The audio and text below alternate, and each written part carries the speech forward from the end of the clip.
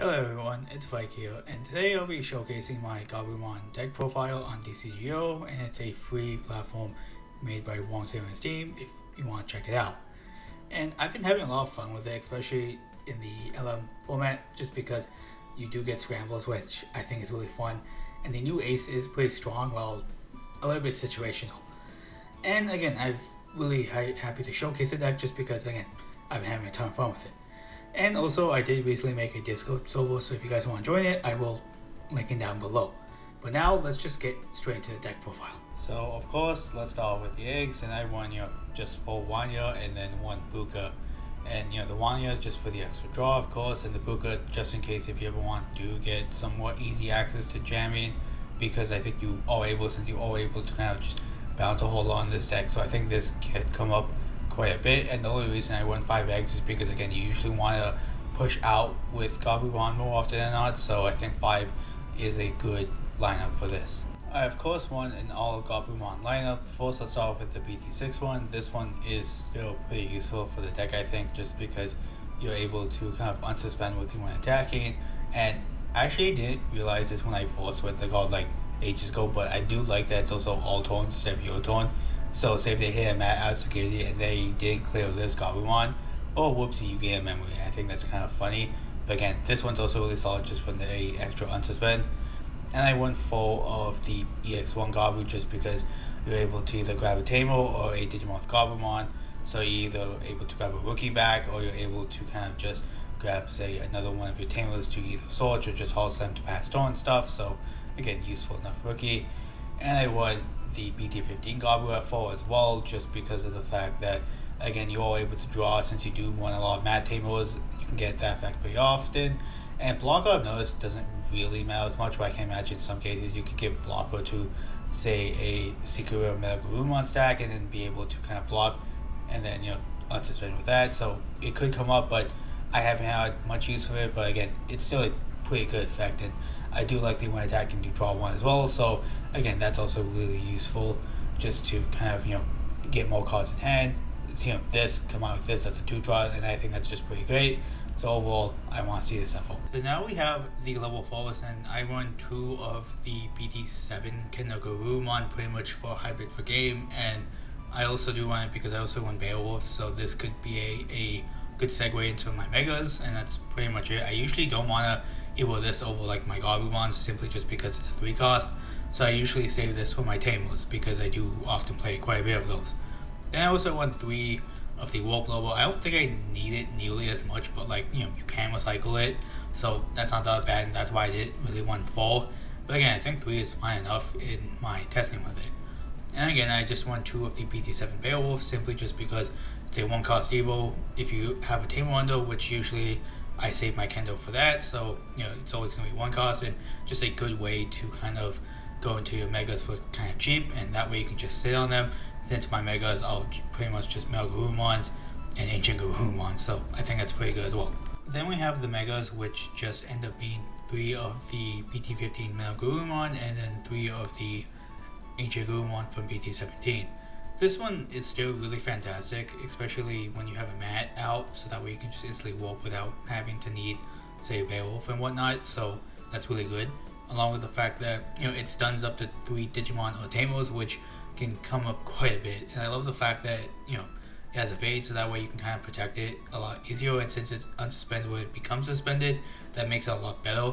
And I think the only downside is that you kind of do need the mat for the warp effect, and sometimes you simply just don't have one on the board, so you kind of have to just wait a turn. And again, with my list, sometimes this card hardly ever comes up, so sometimes it is what it is, and it kind of sucks, but still a really good card regardless.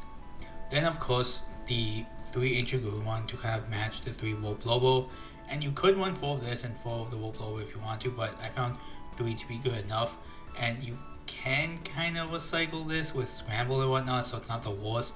So again, 3 is fine enough, and plus, the Annihilation is great because you can just use it to free play any of your Tamers, and obviously that's really good. It's any Tamer, so you can play your Youth and whatnot, so extra Search and extra Cycle is also insanely good, and the fact that, again, the 1 Digivolving is also insane. And with my list, you hardly ever want to just hard slam this. You could, because you do have, the Lobos and the Kendos, but usually you just want to come with this with the Warp Lobo, get its effects off, and then just have it die at the end of the turn.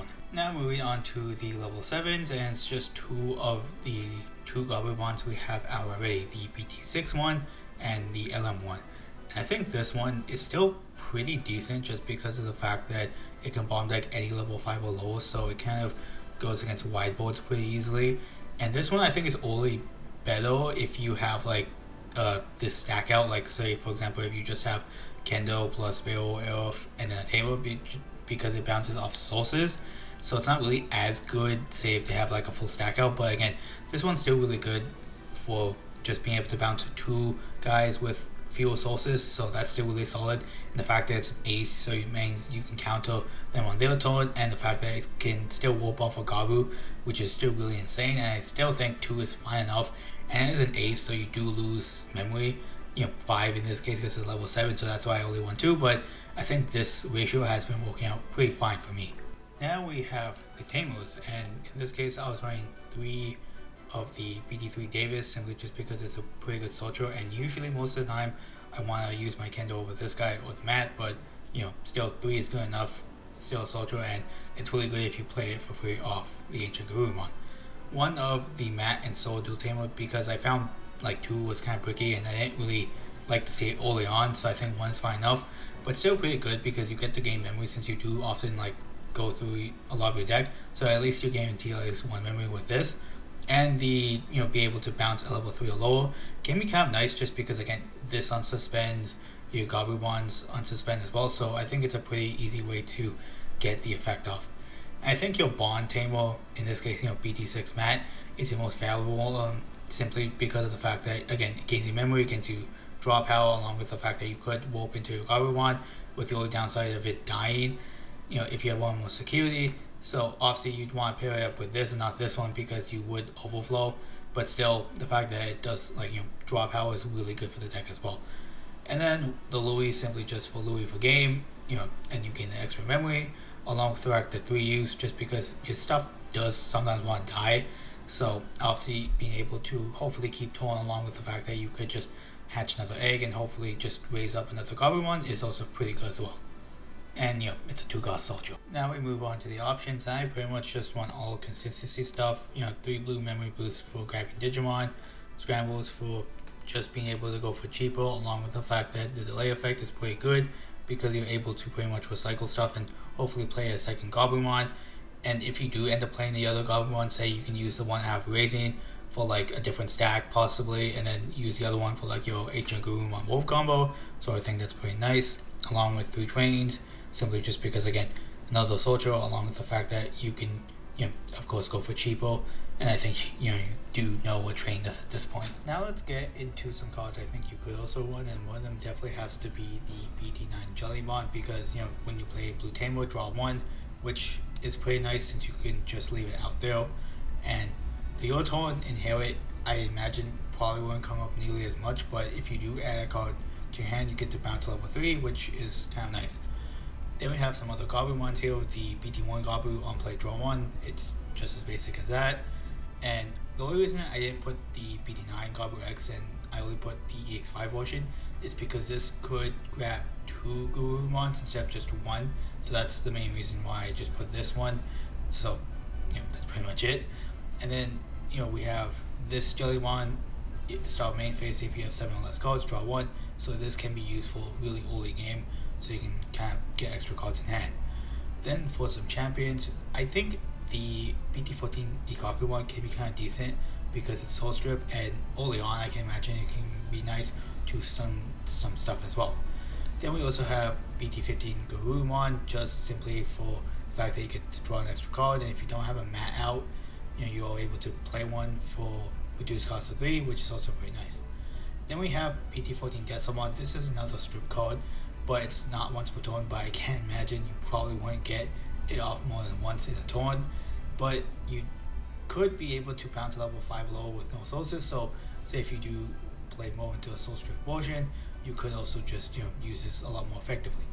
Then we have some level 5 Zero Ace, mostly just being for the ace target, so you can strip and potentially bounce. And this Gabumon is still nice because you get to draw 1, and if you have 5 or more cards, you trash one, which isn't the greatest, but still fine enough, and you get to stun something potentially, so that can be pretty useful once in a while. Then we move on to some Tamers, and I think the Solar Joke could be kind of nice if you want to go more into Soul Strip, just because it can get you 2 memory, and again, just removing sources on swing is also really nice as well. The Joe is also here just for the extra memory gain, and the fact that, again, it's essentially a 2-cost Tamer most of the time, because you can just strip anything and then instantly gain back the memory. And the Bt2.0 mat is another Socho, and the effect to gain memory when a Digimon adds an effect to hand can also come up really useful, because you often do that, say with your Agent Gabumon stuff. I guess the only thing that does suck is that it doesn't grab any of your level 4s or 5s, at least in my case, because Lobomon's not a Gabumon in English. Kendo Gabumon also isn't one either, and Beowulf obviously isn't one, so that kind of sucks. So you basically by bomb taking those. Then we have some options, pretty much just whatever removal I think suits you best. Great Maelstrom I like just because it's a bomb deck. Full Metal Blaze is also nice just because it can mount 2 level 4s or lower, and then if they have 8 or more cards in hand, it bomb decks a 6 or higher, which can be kind of nice. Full Metal Blaze is similar to this, but it just bounces like basically anything to hand and gains memory back. Battle Style pretty much is format dependent if they have like wide stuff, and Foxfire kind of does need to scale with any of your Gabumons, so you kind of have to keep one on board to even get the full effect if you want to use bounce lowest level, but again, for full cost, I think it's pretty decent. And that pretty much was my Gabumon of Friendship deck list for the current format, and I really hope you guys enjoyed it. And I've, again, having quite a bit of fun with the deck just because the scrambles kind of make it a little bit more fun, along with the fact that I really just like using the Ancient Gabumon Warp Lobomon combo, and I think this deck kind of takes advantage of that.